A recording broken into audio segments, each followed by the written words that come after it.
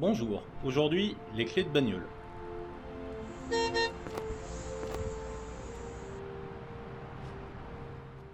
Commençons par le film. Et l'histoire, c'est quoi? Alors, l'histoire, c'est que j'ai paumé mes clés de bagnole. Et alors? Mais il les cherche pendant tout le film. Il cherche ses clés de bagnole. Ah oui, avec son pote. Et comme il cherche, eh ben, qu'est-ce qu'il fait quand tu cherches? Tu vis, t'as des aventures, ça fait de l'action, quoi. Ouais. Alors, à la fin du film, c'est la fin du film, on rentre et tout, et je dis, mais qu'est-ce qu'il a voulu dire par là? Et en faisant ce geste, je sens une excroissance dans ma poche gauche. Et les clés sont dans la poche gauche? Et il ne cherche que dans une poche. Oui, parce qu'il met jamais ses clés dans la poche gauche. Jamais. Ah d'accord, je commence à comprendre. C'est fort, Oui, hein? c'est très fort. C'est très fort. Ouais, c'est tout.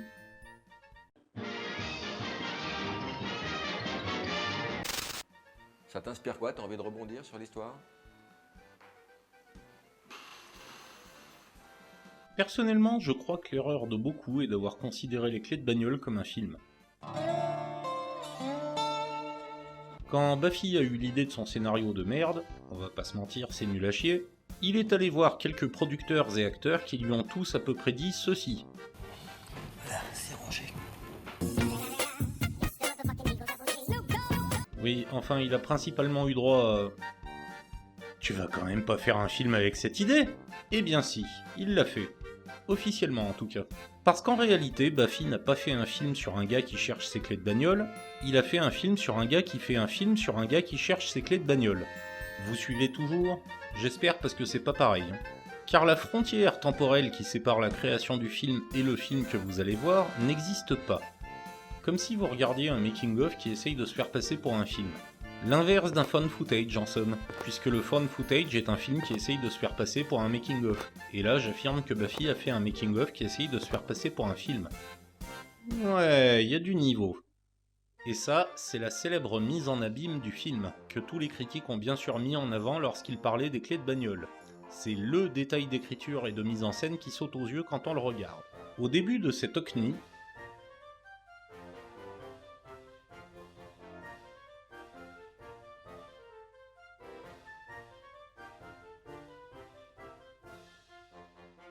Baffy remet en scène les refus qu'il a essuyés lorsqu'il a cherché un producteur pour son film. Parce que oui, ça c'est de la fausse caméra cachée, mais qui reconstitue les vrais refus des vrais gens que Baffy est allé voir lorsqu'il a cherché un producteur pour son film. Et c'est quoi alors l'histoire? Peu importe, retenez juste qu'on assiste à des scènes qui chronologiquement ne sont pas censées faire partie du film, puisqu'il n'est petit 1 pas encore tourné, et petit 2 qu'il n'est même pas censé parler de ça. C'est pour ça que je fais une différence entre l'OCNI et le film que Baffy essaye de tourner. Question de temporalité. Bref, l'ami Baffy se fait un petit délire en fausse caméra cachée, mais relatant des événements lui étant réellement arrivés. Donc finalement c'est du faux found footage, pas forcément ce que j'avais annoncé. Mais ce n'est que le début. Parce que là, on a vu des producteurs lui refuser de financer le film. Ok, rien de particulier à dire sinon le petit bug temporel dans la matrice qu'on a évoqué. Car quand on passe ensuite aux acteurs qui refusent de jouer dans le film, mais qui au final jouent quand même dedans puisque les refus ont été remis en scène... J'ai tourné avec les plus grands. C'est pas pour tourner avec les plus petits. Ben là, j'ai les neurones qui commencent à fourmiller. Tourner une scène pour dire que tu tourneras pas... Je sais pas où, mais moi, ça me chatouille un peu partout. Au maximum, si je tourne dans ton film, je fais une voix. Et encore pour que ça soit une voix de chien. Et si le chien il a un pâte à modeler. À partir de là, les clés de bagnole vont passer la seconde. Oui, j'adapte ma sémantique. Un peu plus loin dans l'OCNI, on a droit à une célèbre scène dans laquelle Baffy et ses amis réfléchissent à comment faire un bon film. Ouais, parce qu'en fait Baffy tourne son film dans le film, donc il n'est pas encore tourné au moment où vous regardez le film. C'est pas de ma faute si c'est compliqué, c'est Baffy qui a écrit cette merde. Je disais, scène avec Baffy et ses potes, salut Marcel, qui listent ce qu'il faut pour faire un bon film. Des bons critiques aussi? Non? C'est ça. Ce qui nous amène à... Donc tous ensemble ils écrivent l'OCNI, qu'on est en train de regarder, hein. Vous vous souvenez, paradoxe de la mise en abîme. Et tout ce qu'on dit ici, on le verra dans l'OCNI, parce que ça déborde un peu sur le film.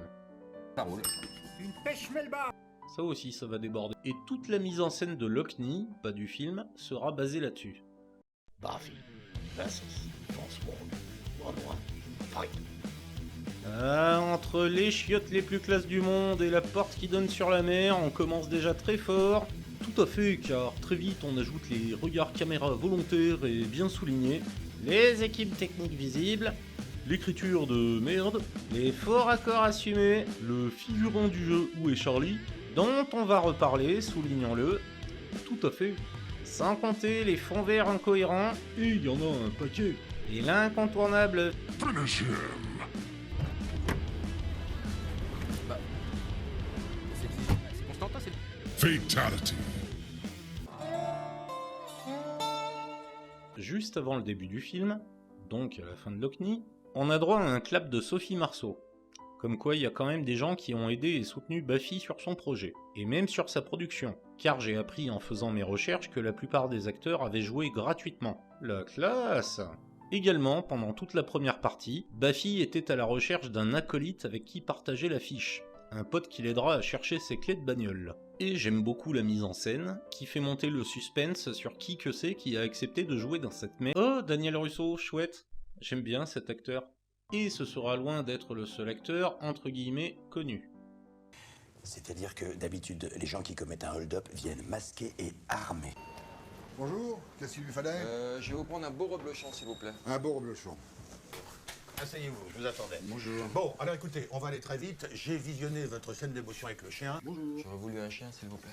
Oui, bien sûr. Quel genre de chien? Vous voulez quoi? Un gros, un petit, un bâtard, pédigré, poil long, poil court, qui bave pas? Et surtout le caméo ultime que je veux absolument pour un épisode sur Ridicule de Patrice Lecomte.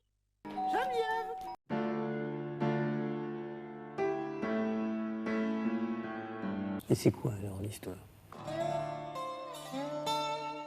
De cinéma, tout bêtement. En passant par la Lorraine avec ses gros sabots, je sais que pour beaucoup d'entre vous c'est du détail, mais c'est fait exprès, donc vous êtes censé y faire gaffe.